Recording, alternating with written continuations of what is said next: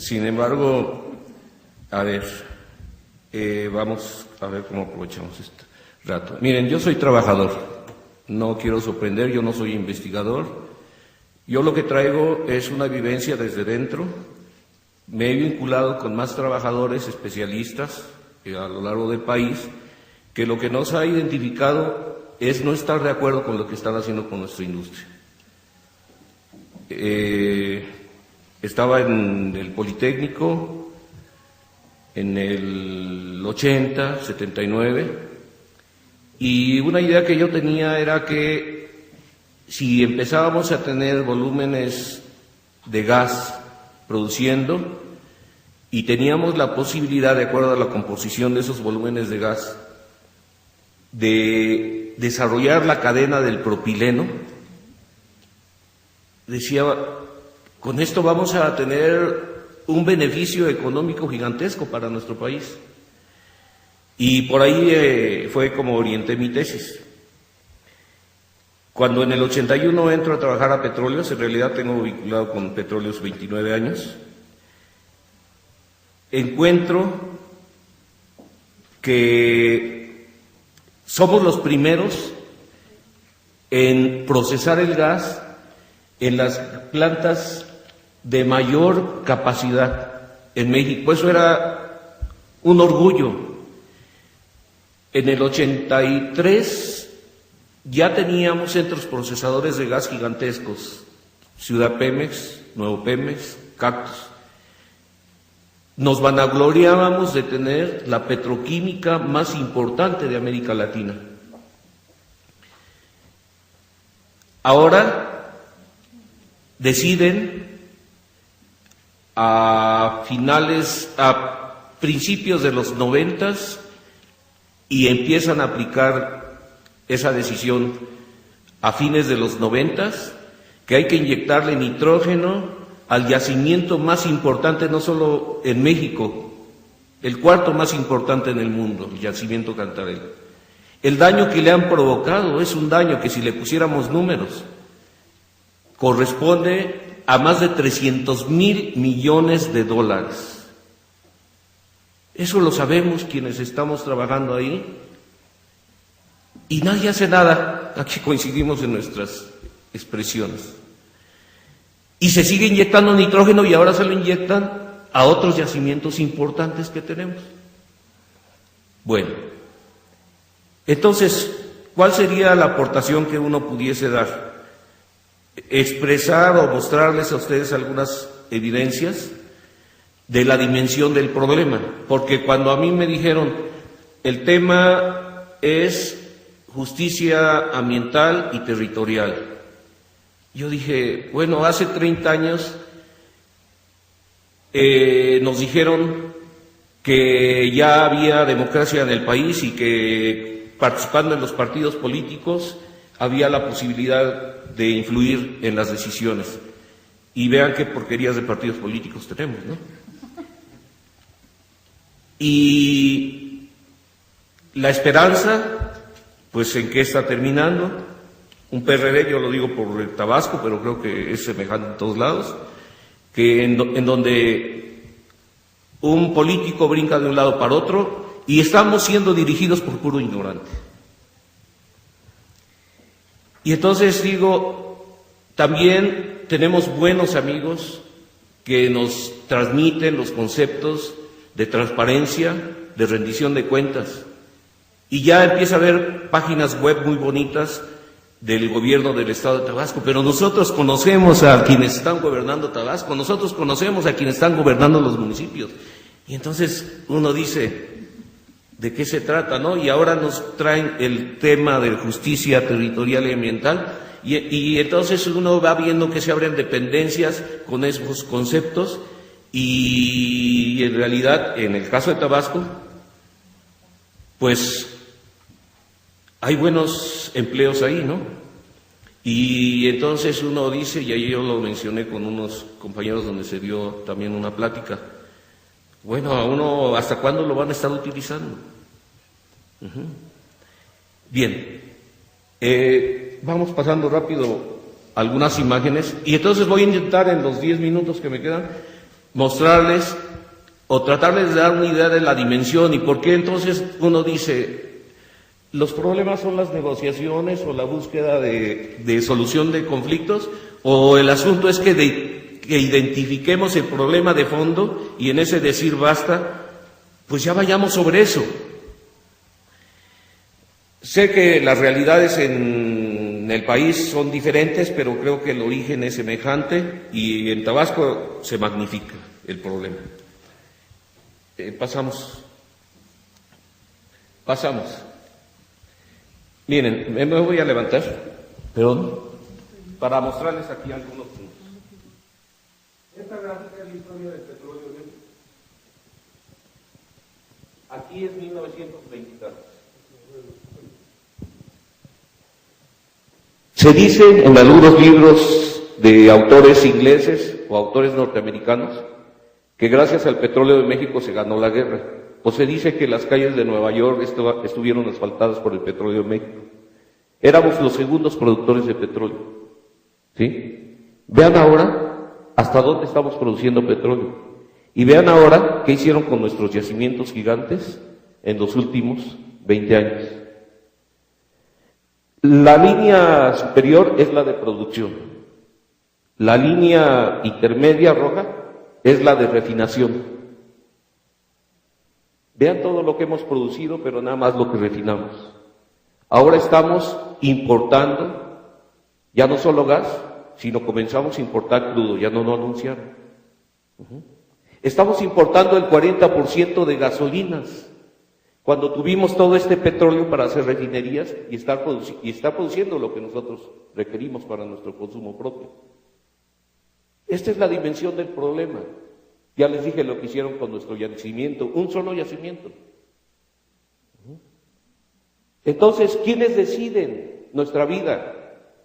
¿Quiénes deciden qué se está haciendo con nuestra riqueza? Esta es una riqueza inmensa. ¿A dónde ha ido a parar? Y ya nos dieron datos de cómo vamos creciendo en los gráficos, pero en cuanto a pobreza, en cuanto a todas las calamidades. Adelante. Para entender la dimensión del problema, yo traté de buscar cómo se creó un problema. Y entonces me señalaron que se podía hablar sobre el tema de la inundación. Y entonces yo digo, ¿de dónde viene el problema de la inundación? Un poquito relacionándolo con el área al que yo estoy vinculado. Bueno, yo estoy de acuerdo. El problema de las inundaciones en Tabasco es, en esencia, un problema de una política energética, complementada con un gravísimo problema de corrupción. Y ahora, agregando los efectos del cambio climático, pero lo fundamental ahorita es un problema de política y es un problema de corrupción. Se dijo en nuestro país que teníamos gigantescas reservas de gas. Seguimos adelante. Adelante. Otra más, por favor. Y esto lo señalaron, una siguiente, y luego nos regresamos a esta. Gentes que decidían en nuestro país. Telles Cuerper. ¿Sí? Y él lo único que hizo fue repetir los mismos conceptos, los mismos argumentos que había transmitido Enron en Venezuela, entre otros países. Yo localicé, ¿podemos regresar? Un documento de Venezuela, y este mismo documento nos lo presentaron cuando yo estaba en la gerencia de gas en Pemex Exploración Producción. Y lo único que le cambiaron fue el símbolo de la Enron y traía el símbolo de la Secretaría de Energía. ¿Sí? Y los argumentos fueron los mismos. ¿Sí? ¿Para qué el gobierno está gastando o financia cuestiones que pueden financiarse por privados? Y el otro argumento fue la mentira. Por eso se empezó a hablar en México ya no solo de reservas totales. Nosotros introdujimos en la opinión pública el concepto de reservas probadas, de reservas probables, de reservas posibles. ¿Por qué? Porque nos daban los datos de manera manipulada sobre la cuantía de las reservas totales, pero no de las reservas probadas, que son las reales. Y entonces sobre esa base se justificó que la generación de energía eléctrica en México debía basarse en gas. Y nosotros decíamos, no, señores, tenemos gas, pero no en la magnitud para sostener todo el sistema de generación de energía eléctrica. Ese gas tenemos que saberlo administrar y aprovechémoslo para dos cosas: para alimentar la petroquímica de nuestro país y segundo, para reinyectar a nuestros yacimientos. Pero decidieron inyectar nitrógeno porque había que hacer un negocio de $5,000 millones para construir una planta generadora de nitrógeno en Ataza, Campeche, como en ningún país del mundo se había hecho. Son infamias lo que han hecho con nuestros recursos. Y luego ese contrato se amplió a un contrato de $15,000 millones para que les estemos comprando a los que construyeron esa planta ya privada el gas nitrógeno durante 15 años. Y tenemos que pagarlo, lo consumamos o no lo consumamos. Y ese es el nitrógeno que está dañando Cantarell. Y ahora, como el gas que se genera asociado en ese yacimiento de Cantarell sale contaminado de nitrógeno, pues se sigue quemando el gas. Y seguimos generando toneladas de emisiones de gases de efecto invernadero, entre otras cosas. Pero el daño económico es tremendo. Entonces aquí el problema es, seguimos haciendo controles, seguimos afinando normas para que ya las cosas se vayan reduciendo en cuanto a sus anomalías. Pues yo digo, desgraciadamente ya me pasaron 30 años, yo todavía quiero hacer algo por todos nosotros, particularmente por mi hijo y por los hijos de muchos.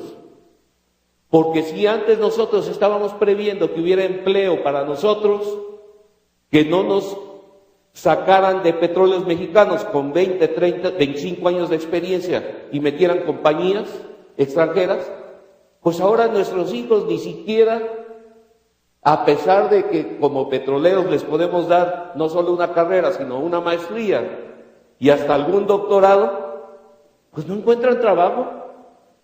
No saben lo que es tener un trabajo. Y hay jóvenes con maestría que en Tabasco y gentes muy capaces, muy valiosos, se están dedicando a impermeabilizar los techos porque es el único sitio donde más o menos sacan 4,000 pesos.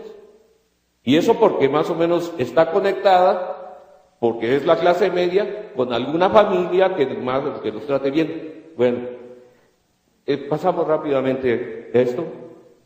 Las consecuencias, más adelante. Bueno, esta anterior, nada más, voy a darles algunas claves. Este problema está perfectamente planeado.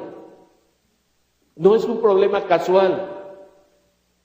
Esta es simplemente la gráfica de inversión. Miren, antes nosotros peleábamos porque nos llegara dinero a las partes operativas en Pemex. En términos globales nos estaba llegando una inversión de $5,000 millones de dólares. Ahorita está llegando $20,000 millones, pero están desglosando la industria petrolera. Todo ese dinero se está entregando a compañías privadas. Es la anarquía. Están haciendo pedazos Pemex y están tirando el dinero. En Chicontepec se está produciendo el barril de petróleo a $120. ¿A cuánto está el petróleo? Creo que todos medio tenemos una idea o una información de que está, por lo menos el petróleo mexicano, vendiéndose a $60. Lo estamos produciendo a $120 por barril. ¿Quién está ganando? La Schlumberger, la Halliburton por hacer agujeros.